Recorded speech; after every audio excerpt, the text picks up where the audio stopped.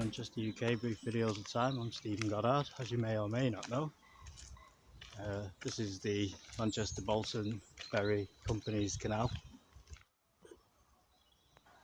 Today we're going to start a journey, as usual, along the canal. The canal is no longer in use. But we'll start with an explanation of Ladyshore Colliery, which was in this area of Little Lever. Ladyshore Colliery, originally named Backeth Barn, was situated on the Irwell Valley faults of the Manchester coalfield. So the main section, even though it's the Bolton section, we haven't gone past Knob End Locks just yet. At the site of the Mount Zion steam crane, which I have filmed in the previous videos, just behind here would have once been a reservoir, but it's classed as a wharf, although the canal is out of use.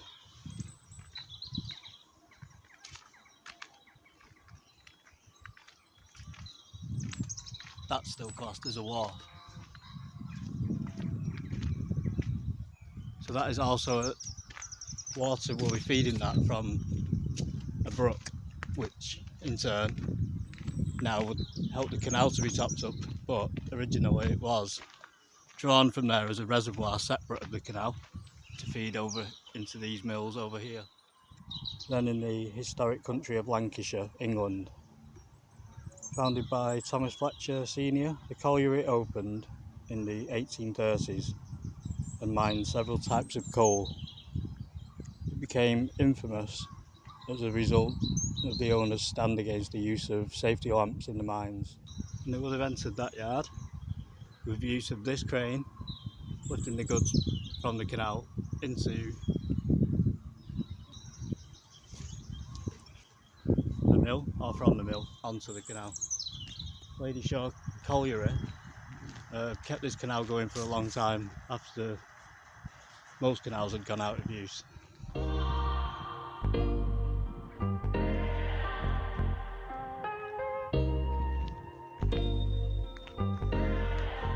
So most canals, as I say, were going out of use, but this stayed open like into the 1950s, basically because of Ladyshore Colliery.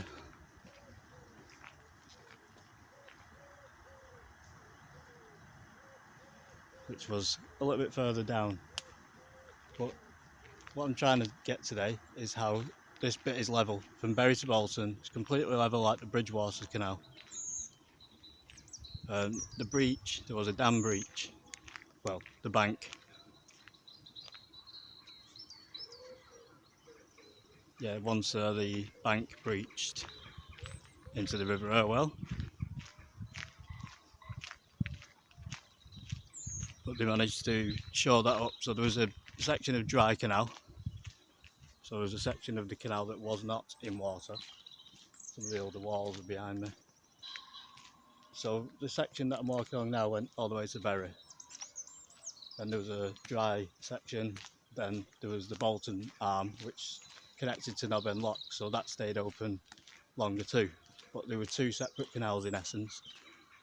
They would have been flanked on either side, all the way down, all the way along every canal, with mills, and that's what the main thing was, to supply the mills with coal.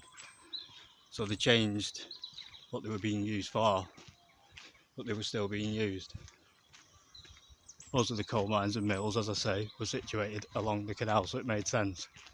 As trains and roads came in, we would have started to use those, but to get the coal there, mainly they would use these full-size barges in container shipments.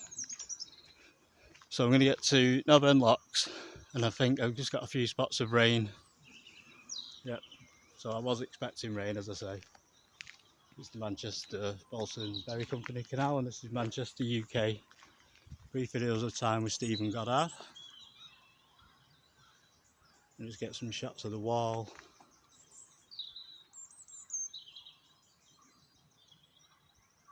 And it leads off in that direction. Women and children worked in the mines under poor conditions also. It closed in 1949. It was the last colliery to remain in use by the canal. only the colliery office, now a house, and the stables in this area have survived. Coal mining, it's important to remember it's a long time ago, and languages and Lancashire accents were different slightly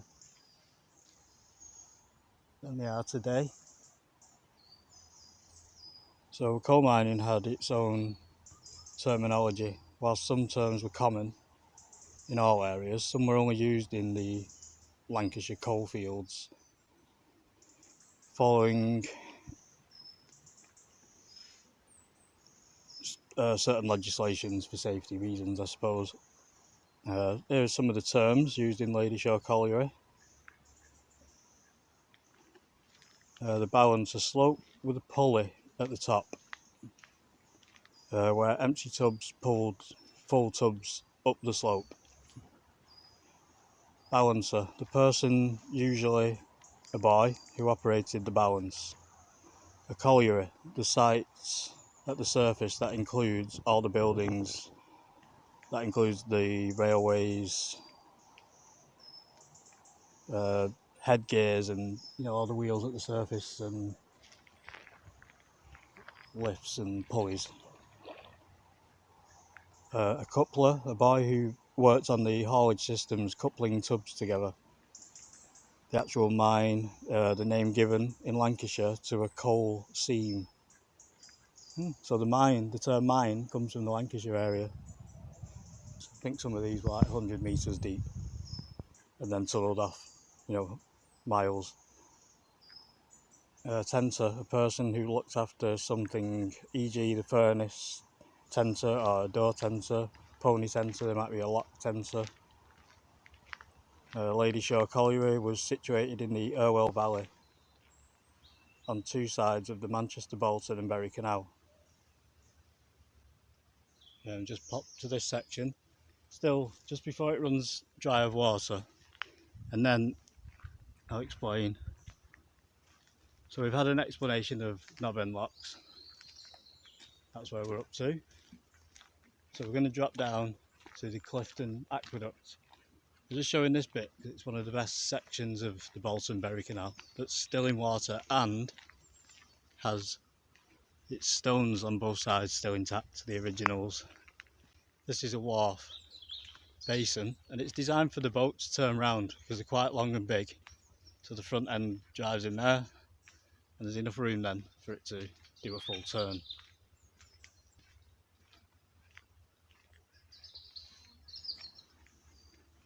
The boats would then approach knob end locks and wait here at the top.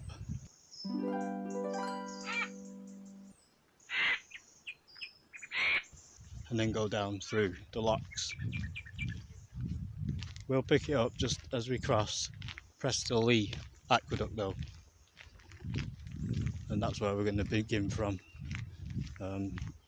We'll start walking along and I'll tell you where we're up to, where we're setting off from. The colliery was opened in the 1830s and originally had 3 pits and Ladyshore Bridge is probably the first bridge we'll see. It's dark brick. Just quickly show you where the water ends, and this is the dry section, and I'll show you where the dam breach occurred as we walk down. So it's dry here, they're the stones. As we cross over these stones, that means we're in the canal, and you'll see it drop down.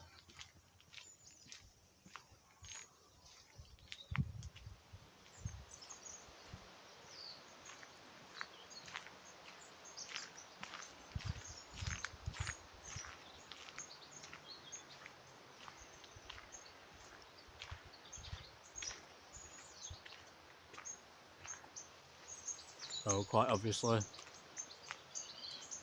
this is where we would be inside the canal. It's easily 6 foot deep. I've heard other people comment on that, but this is the wharf area too. But the other side's gone, totally gone. The whole bank, the floor, everything.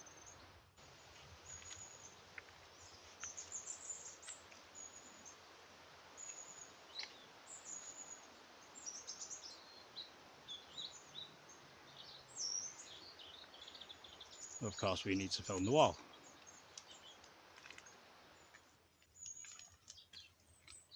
the lower down part of the site. It was situated in the Irwell Valley.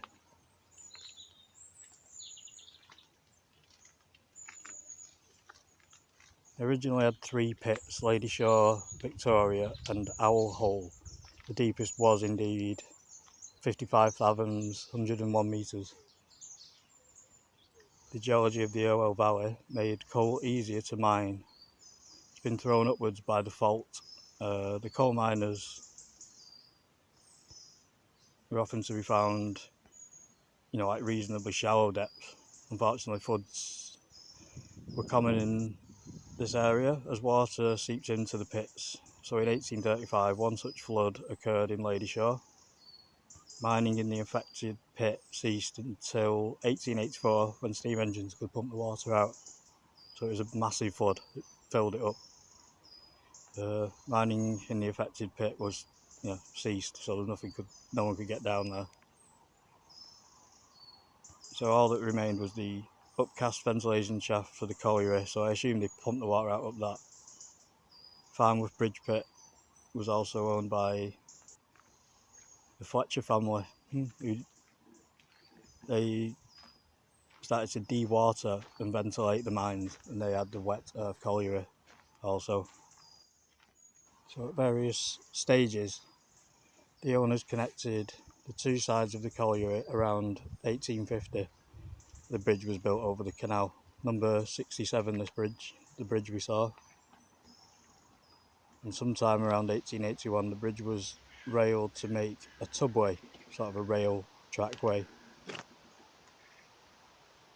1905, the owners entered into discussions with the Lancashire and Yorkshire Railway Company in an attempt to establish an endless steel ropeway across the canal and to deliver coal using a possible rail spur to the colliery, although these talks were abandoned in 1908. Burnden, bit of a sore subject. You might know of Burnden Park was the old football ground of Bolton Football Club, but the canal also went through there, and there was a wharf, church wharf, so there was like an old section of Bolton that was extremely old and historic, just basically levelled by a dual carriageway. So you won't see the source of all these breaches, and there's lots of interesting aqueducts. It had like 3 aqueducts in the space of 2 miles. It would have been brilliant to film, and it's gone. In 1938 then, the colliery was owned by Ladyshore Coal Company. Its 3 pits, Ladyshore, Owl Hole and Victoria, employed 208, it says men, I like to say people, underground, 114 surface workers. And by the start of World War II, Ladyshore was the only working colliery remaining in the entire length of this canal. Had its own fleet of boats. As late as 1941, still sent over 50,000 metric tonnes. 50,000 metric tonnes. So it had its fleet of own boats. As late as 1941, still sent over 50,000 metric tonnes of coal along this canal to Radcliffe and Bury. Even in 1907, the colliery was recognised. In 1907, the colliery was reorganised. So, in typical fashion Manchester, it has just started to rain, believe it or not. Clouds are coming in. Seems like a nice day, but it is. I keep saying it, but I can feel the rain now. Just as we get to a point where they've recently reopened this bridge, refurbished it as a footpath. But I'm pretty certain that was a guide channel which fed water across for a different reason a long time ago. So it's as old as the canal, possibly. Probably had pipes on it, or it may have just fed water across. Prestley Aqueduct, the stone-built aqueduct in Prestley, Kersley, in the Metropolitan Borough of Greater Manchester. It's a 4-arch structure. It's constructed in 1793. That's how old this is, and it still looks amazing. To carry the Manchester, Bolton and Bury Canal across, as we know, it goes across the River Irwell. It's Grade 2 listed, and it's absolutely marvellous. You don't really need an explanation of anything. It's Clifton Aqueduct, Silver Hill Aqueduct is also known as, in need of some restoration. So I've got some interesting information as we go on, more about how this canal used to look and now it is no more. I'm actually feeling I might do a Ladyshore, Colliery and link it to Fletcher's Canal and Wet Earth Colliery one day, because I do understand siphons and I'm very interested in how they drain that thing. And there's a guy that drains water from the airwell, goes through the site and then back into the airwell. One of the major laws in the Industrial Revolution was if you needed water from the river airwell, you had to borrow it and put it back, because all the mills needed it. So it was a power source that you couldn't just take it. So if you filled your canal with it, you had to have an overflow system that put the water back into the airwell at some point. So, and that, I think the law was you had to have, if your water source was less than 2 miles away from the river, you could borrow water. So that's why Manchester Bury Bolton Canal, as we see today, has a 1.9 mile guyt. So it stays within that 2 mile distance, so it can take water from the river. There you go. So a little loophole in the law that you might be aware of if you were living in the 1800s and you were a wealthy business owner. Let's carry on. And a new company formed to run it, the Ladyshore Coal Company Limited, in 1930. Management reshuffle led to the company changing hands.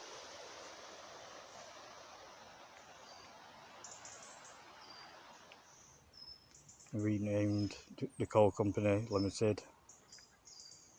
One of a few in the area to use pit ponies, and in 1948 concerns were raised over their treatment. Animal welfare groups managed to obtain photographs and were preparing to oppose the mine. We're going to discuss a bit about horses, I think, the unsung hero of the Industrial Revolution. So they were preparing to oppose the mine as well. So the colliery had to close and the ponies brought from the mine for the very last time. Today only the colliery office is now a house and there's some stables survive. The last full year of output was given as 39,541 tonnes with a manpower of 236 workers.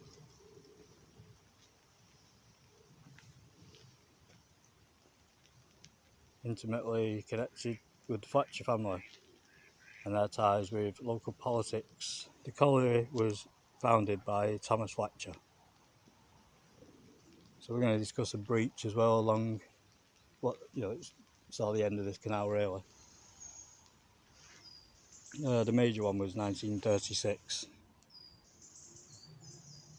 So it's a breach of the Manchester, Bolton and Bury Canals Company. It's Company Canal, sorry. 1936 major and dramatic breach.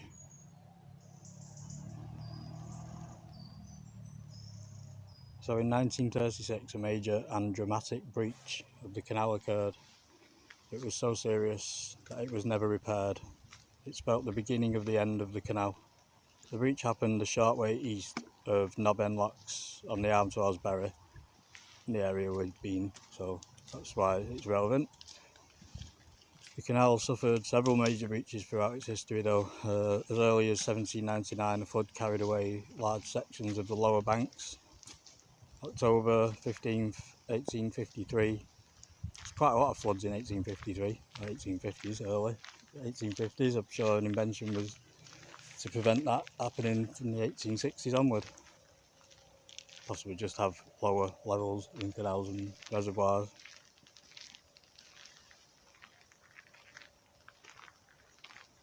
Two boats were swept away through 93 yards, that's 85 metres.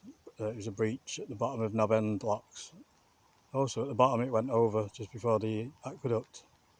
There's no injuries reported. 3 breaches were reported from 1878 to 1879 in the Little Lever and Darcy Lever, the latter near Burnden Chemical Works.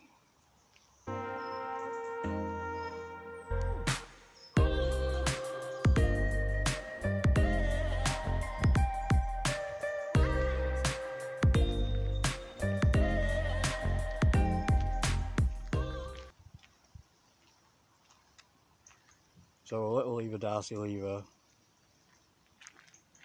as I said, it's subsidence caused by the mining activity.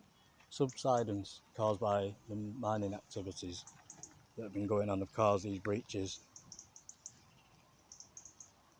Agecroft in 1881, as a result of such incidents, 1881 to 1888, engineer Edwin Murr was employed to reduce the subsidence caused by mining activity. There you go.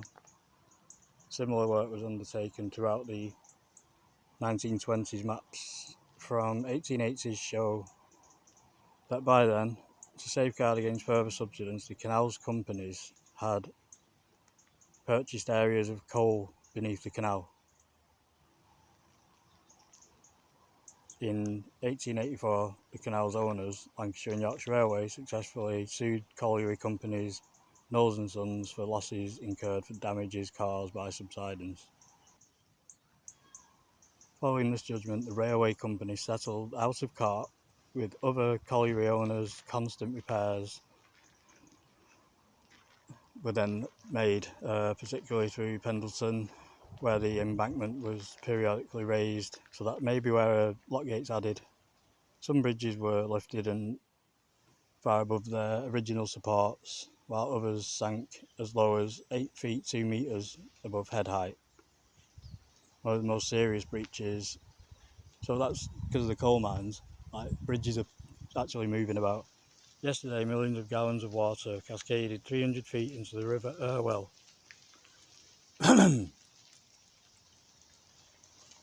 carrying down hundreds of tons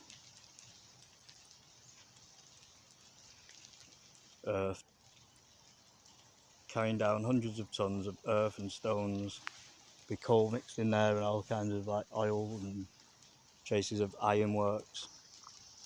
The river became rapidly blocked on the Bury side, and the banked up water flooded the surrounding land. It was like Niagara Falls, apparently, was a description applied by one resident in the vicinity. Bricks and iron reinforcements of the side of the canal were torn away and carried into the river. Canal barges were smashed up as they too swept over the falls. Fortunately, there were no houses in the neighbourhood and no one was hurt. It was feared that the work at a paper mill, a chemical works at Sion, maybe, depend on the canal for transport. They'll be affected, so they're going to fight to open that section up to transport goods in towards Bury, I suppose, for the train systems. Mr. John W. Martin of Loxham Street, Bolton, said, "I was cycling along the bank and I suddenly saw signs of subsidence begin on a bend in the canal. I could not stop, and my only chance was to ride furiously along 2 feet of earth, which remained as it fell around him. As I passed over the earth, it fell away behind the back wheels of my bicycle, and I was thrown off." But they've written that so well. The noise was deafening. A few yards from the tremendous quantities of water, rock and earth were moving bodily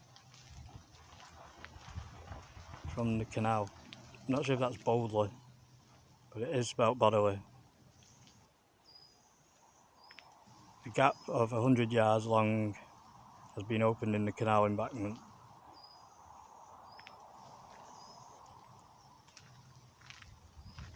A few years ago, there was a similar landslide near the spot.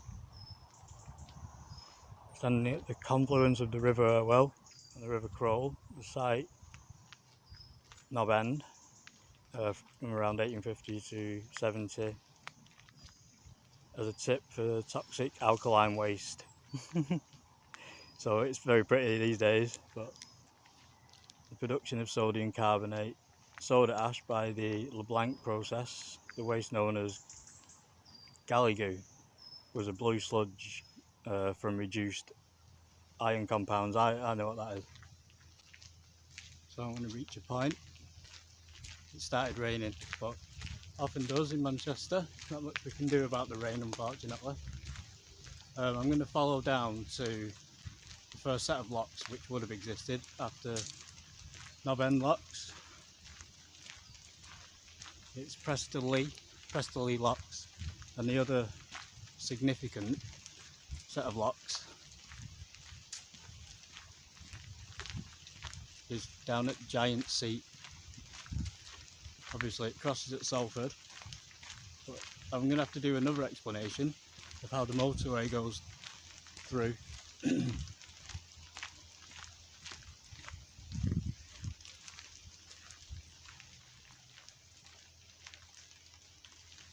Yeah, so I'll do that at the end of the video. What I'm going to do is get a map and we'll follow it, and I'll narrate over the map, because it comes to an end here. There's no more water and it's all filled in, and well, it's the forgotten canal. It's a few facts about it though, that it was a really good design. It's not because it's on the cheap and it's forgotten about. It would have looked as good as any of the other canals, if not better. Best way to describe it though, I'm going to just flip and we'll get to the end where the locks would have been.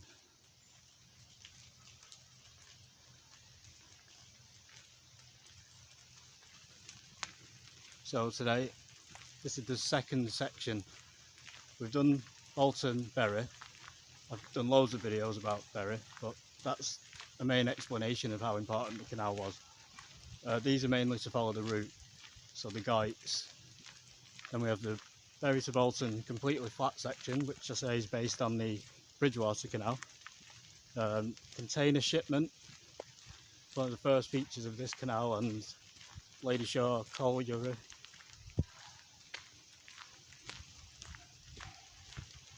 Wet Earth Colliery, which is at the end of the Fletcher's Canal, which is the only branch canal of the Manchester, Bolton and Bury Canals Company. So what remains of it before we get to Preston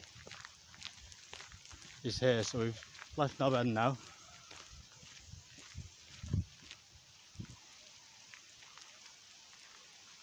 So yeah, as you can tell, it's started raining quite heavily. Can't even properly see what I'm filming now. But because I'm doing most of it on maps, I am going to complete the journey. I've done things in the rain before, and I can use filters. It's very toxic and it's very destructive if it floods because it's heavy. It's like liquid metal basically, and toxic. Calcium sulfide and smelling of bad eggs, so that's poisonous. Surface of the waste has since weathered down to calcium carbonate, so it's like got a salty layer on the top. It's a calcareous vegetation has colonised the site, but as natural limestone grassland does not occur in Greater Manchester, many of the species found and that are rare in this country became not extinct. It's a happy story. It evolved this land into an 8.8 hectare SSSI Special Scientific Interest in 1988. So these very rare chemicals have created very rare soil and very rare ancient plants and animals over here. I'll try and show you a heron, because that's another reason why we shouldn't close these canals, because what's left of them are home to some very diverse species of wildlife. And I also understand, about that kind of thing. I'm into science, physics, also natural history. So I'm not like, ooh, let's save the planet. I am into, everything has a right to evolve. Everything's interesting enough to keep it going. There are a number of different habitats on this site, but we can discuss more about. The red sandstone and the geology and things like that in other videos, because we've got plenty of time, and I probably have actually discussed most of the things scientifically, so I'm going to end it there. Sandstone and shale have been compressed in this area. During the Industrial Revolution, of course, most things in this area were dead. It killed off most of the wildlife and trees. Sewage treatment works, all kinds of things. Now naturally, water won't fulfil, so the canal engineers had to come up with a way of making a long flat stretch of water go up and downhill. The answer was the lock. There's more to lock gates that meets the eye, you know. When you first look at them, you think they're just a great pair of waterproof doors. But they're not really doors, they have the hinges, you know, they're almost floating. So, even though they're great made out of great lumps of wood, they're finely balanced with a great lump of timber that's sticking out over there. At each side where the hinges should be, there are two semicircular grooves. And the edge of the lock gate is timber and it's curved to that shape, you see. And when the pressure of the water fills the lock up, it pushes the two radius ends, edges into the grooves and of course forms a watertight seal. In the middle, of course, it's handled at the correct angle for also forming, you know, becoming watertight. They're nearly all made of oak and elm. Elm is a beautiful timber for chucking in water and it lasting forever. These things here, they're called paddles, and in the bottom of the lock gate, there are two sluice gates, one on each side. It raises up the gate and lets the water out of the lock into the next chamber.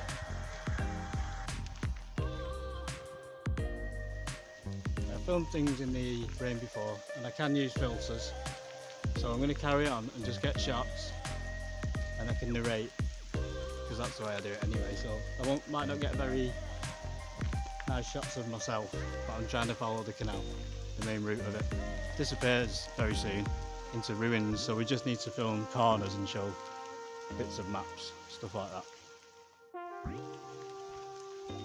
Later on, they tried making them out of iron, I suppose an economy sort of thing, but it didn't work because iron sort of under great pressure bends, and once you've bent it, you don't want to come back. The wood, which of course is a bit more expensive, it's a dead cert to the wood. They've got to be so tough and strong because of the bashing about they get by boats that were coming to and fro in every day.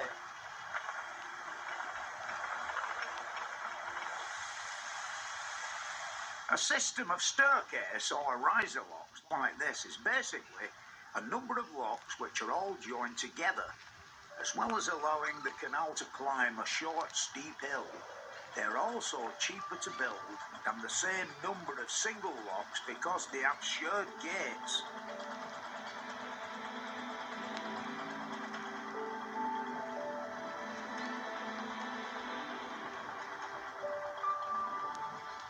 With the completion of this first section of the canal, landowners along the route soon began to see the money-making opportunities it brought.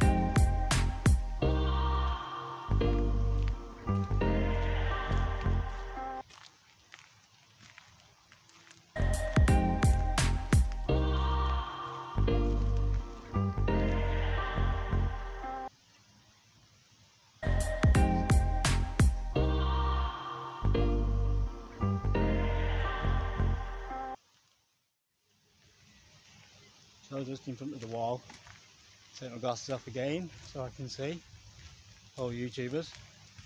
A lot of times people worked on the canals, especially in Manchester, where the massive chunk of the Industrial Revolution took place.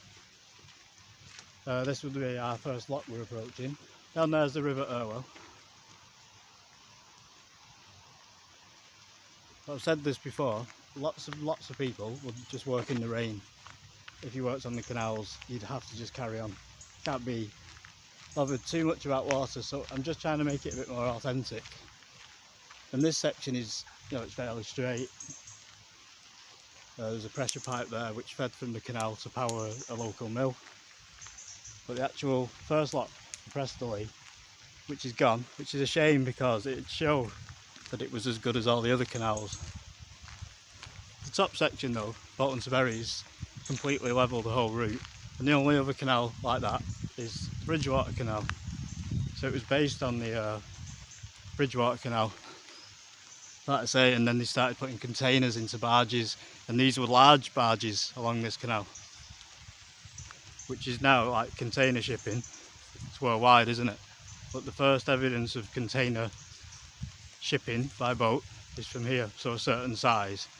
you were allowed on the boat, and it was pre-loaded and then put on with a crane.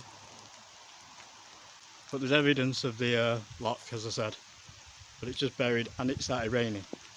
The only way to explain that was I'm going to carry on walking anyway, and if I'm not happy with what we get, I can always just film it again.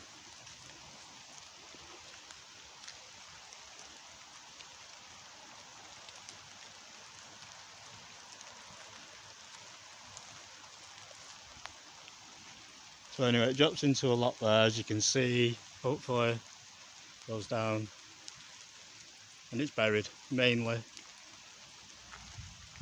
all the way through now to where the motorway crosses through it. Excuse me, where the motorway crosses through. But it changes direction here, if you see the stones.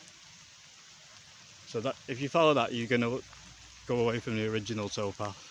It just changes direction slightly. So I'm going to find its location behind the church. So as I jump away, this is the Prestley site. As I say, it turns to one direction. So much of this canal is now missing, and it's such a shame because it was a really good canal. As I say, there's evidence it was one of the first to use shipping containers. So yeah, as I say, the original towpath is off up there. Just be steady because it's raining. I'm going to call this the action cam, just to get shots in between. I am filming it live, but there will be some dub sound just due to the rain. So I'll just climb up a little bit to show you there's a cornerstone, and that's the level of the canal.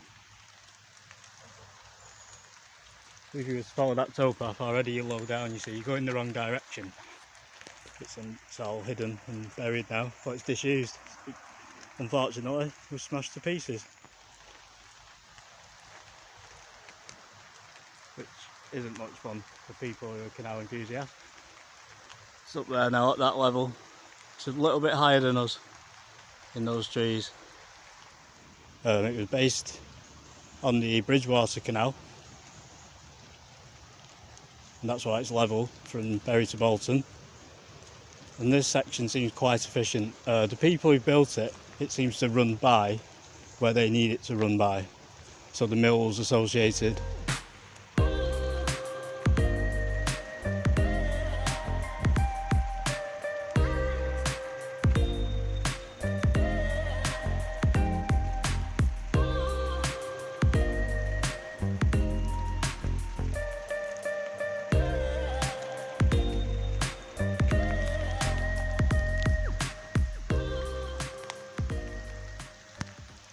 So we can follow these stones a lot further down.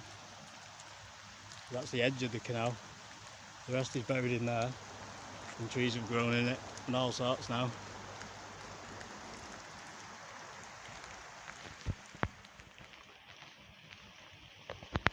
Still going through the woods, and unbelievably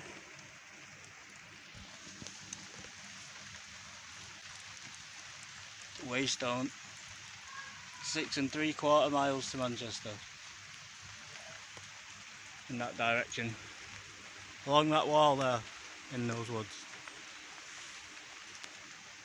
The wealthier people who owned the bigger mills all put money in to have this canal built, and it runs, you know, it's not the usual route into Manchester, it's actually Salford it finishes, but when it hits the river it's Manchester.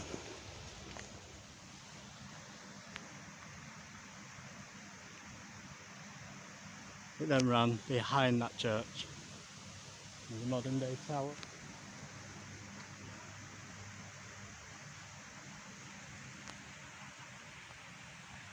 And quickly over the road to this brilliant bridge. Actually a viaduct. But because it's raining and I'm not setting up my camera, like I say, this is what I'm calling an action cam. I suspect that bridge has been there a long time. We're going to follow the road because it's quicker. But the canal runs just behind there. I'll show you where we meet it again. And I'll just pick up where we can meet the canal again. It runs through woods and behind the sewage works, and that's over the bridge. I said I'd mention Shire horses. I spoke about then. I just need to mention that Thwaites is one of the oldest breweries and famous breweries in this area. So it's Ringley Village. And they used to deliver to most of the pubs. The canal went behind the pub, goes behind the pub. So it's as old as 300 years old. So yeah, there's wharfs, the sea wharfs here in this area, and it would have then, it disappears again, you see, into the trees. And I'll give you a quick flash a bit further down, as I've been doing.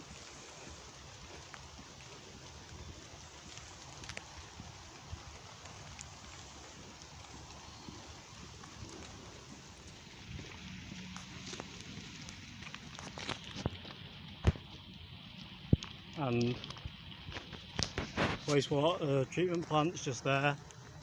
It's also going quite dark because it's a rainy day. Well, the rain's come from nowhere, like it does in Manchester, and I've already set off. So this is to map it, as I said, the route.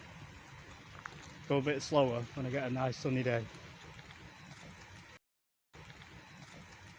There's a place here which is quite obviously called the Lock House.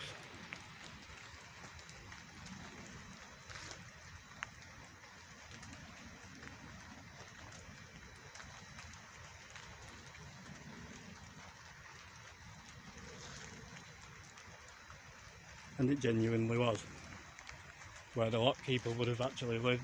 It was owned by Manchester Bolton and Berry Company's Canal. So it ran along here, but here was a set of locks again to drop down. I read somewhere originally there was 12 locks, then more were added, but I'm not going to go off too many facts. It seems to have changed a few times, but originally this is where an interesting lock system and wharf. But like where I'm aiming to get for now is to the aqueduct down at Clifton, and that's where I intend to leave it, because I'm going to follow down from there into Manchester to the locks and see what we can find. But it's all changed, it's all gone. I know where it all was because I'm into these things, but it's so hard to explain it and show you, and without using other people's video footage. I suppose I could try and get permission off certain, the canal videos I'm into. Yeah, so the canal's actually in there now. I'm on a modern road, you see. If I just jump up here, first thing you can see for a start is stones are everywhere, but it's actually up there and in there. The strongest evidence for that is the height of all the plants, because they've always got enough water, because it's channeling along there. Even though you can't see it, water will naturally still flow along there. Yeah, it's Giant Seat it's called. There's a sign for the nursery, but that's the area too. The canal videos I'm into, that I've watched, and the things that I've seen. You read books, but it's hard to translate it into a video when you've nothing to actually film. So that's the thing. That's why I don't want this bit to go on too long, although there's quite a lot of information and it's a cool canal. You can actually search Giant Seat, lock gates, and it breached into the canal a few times.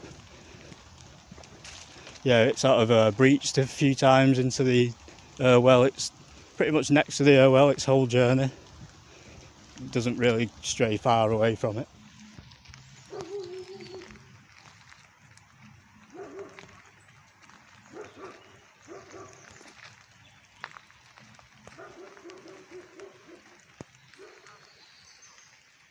And I suspect that would be the edge of the canal wall, if there's any still remaining, but it's in there.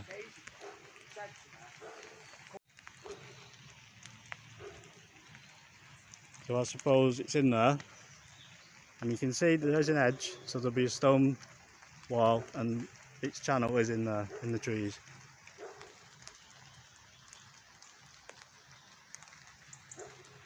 And I do apologise for the rain, but the canal's not here anymore, so it's more like a hunt for something that isn't there, isn't it? Which it isn't. So this is kind of better. I'm just going to flip. I'll show you one more little clip, like I said I would.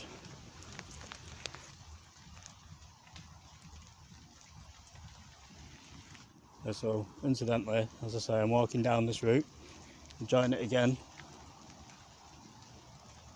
I said there's not much point filming it, but you can't really get in, and the map does show the route better, like in how it was. Yeah, so there's a bit of wall there. It definitely did run along there, and inside there the motorway runs through a bit further down, and I'm going to get a move on because I have actually filmed the other sections now. We'll start to see on the other bank Fletcher's Canal, and that is part of the wetter Colliery, which also had the larger barges that could take containers. So you'd fill each container with the same amount of coal and then load the barges up. And it was like, you know, what's it called? Mass production. The last video before this one does, you know, it ties into this one. I just did it quite a while ago. I'm going to flip back to seeing a little bit more of the canal, so we know where we're still up to.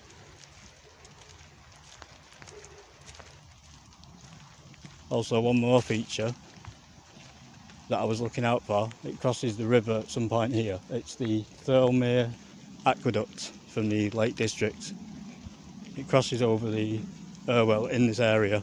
I was looking at maps and I'm not exactly sure, and today I'm not looking for that, I'm following the canal. So hopefully I was going to see it, but I didn't. Yep, and in there is the canal.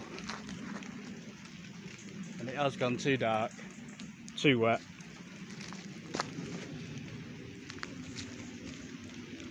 And in the other video that is before this one,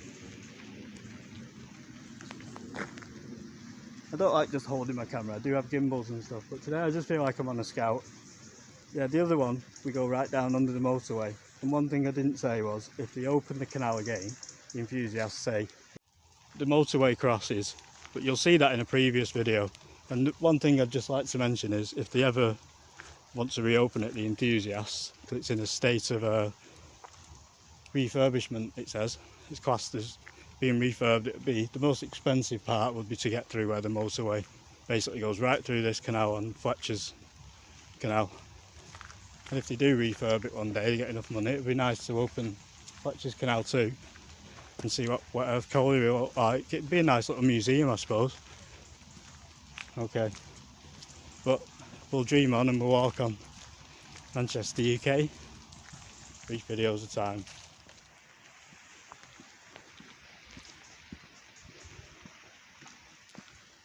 So there's a dodgy site here, it's the sewage works, it says danger, keep out. I've filmed to this point before on previous videos. The canal was over the road there and it would have re-emerged there, but I don't intend to film it. The Canal Aqueduct is somewhere crossing the Irwell and I've not seen it. It'd be on a fancy bridge, but I'm going down there and I've got to get a move on because it's going dark. One thing I'd like to mention, I'm going to flip back to the maps now. So one more shot of where we're up to, and like I say, it's in another video on the playlist where I got to this point before.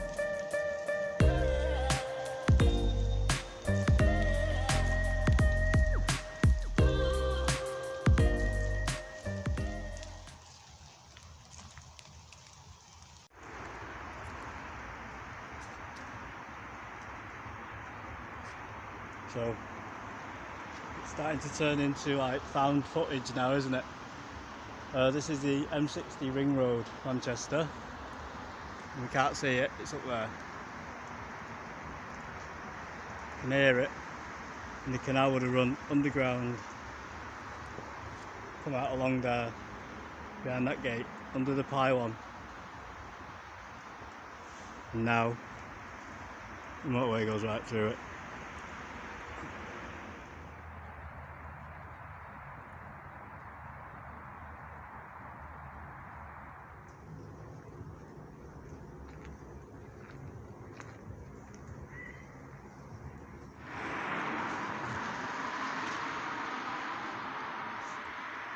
It's really late at night, but I found it.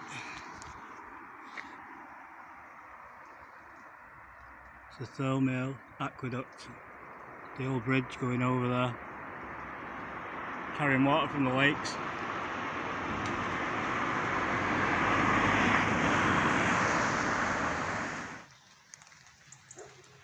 And I do apologise for the rain, but the canal's not here anymore, so it's more like a hunt for something that isn't there, isn't it?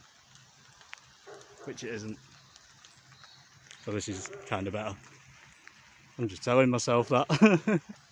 Anyway, Manchester, I am explaining the Manchester Bolton Ferry Canal. The one that I think is one of the best. So you might say one species lost, humans, is another species gain, wildlife. So maybe let's not just like throw half of the Industrial Revolution into the bottom of these canals.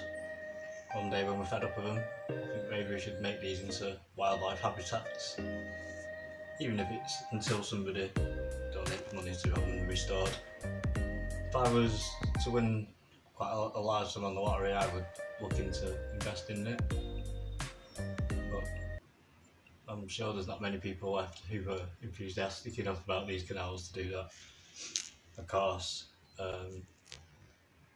were other reasons for canals' demise, namely the steam train. This is the famous Flying Scotsman.